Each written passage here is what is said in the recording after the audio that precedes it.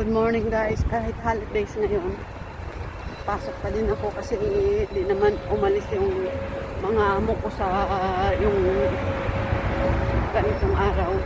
Di naman sila umalis. Mayroon lang umalis pero isa lang ata yung umalis. Kaya mayroon pa din akong pasok ngayon, dalawa yung ano ko ngayon, trabaho.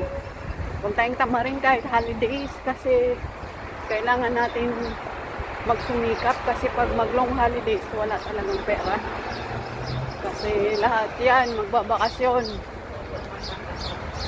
kaya hanggat may magpakudkod magkudkod talaga ako kasi pangbawi sa summer.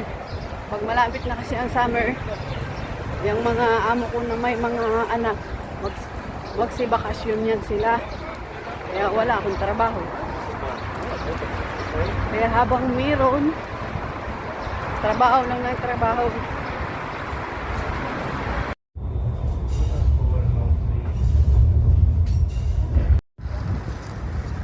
Sobrang tahimik ngayon guys kasi long holidays. Kaya walang ganong traffic, mga sasakyan.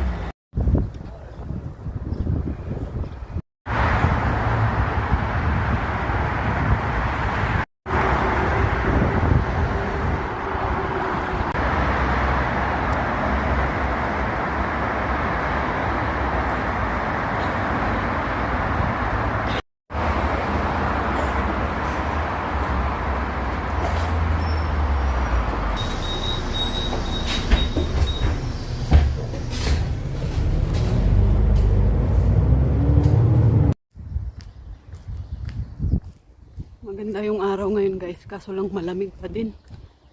Hindi na ata magsa-summer. Malapit na ako sa trabaho ko guys. Mag-umpisa na naman ang araw ko ngayon. So far hindi ako na late kasi walang traffic ngayon. It's a long holidays. Kaya walang traffic. Saka yung mga amo ko kasi hindi nag-holidays, hindi sila nang umalis. Kaya may pasok pa rin ako kahit holidays.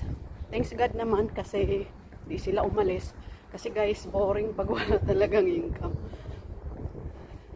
Pag walang income guys, nalulungkot talaga ako kasi siyempre marami tayong obligasyon, di ba?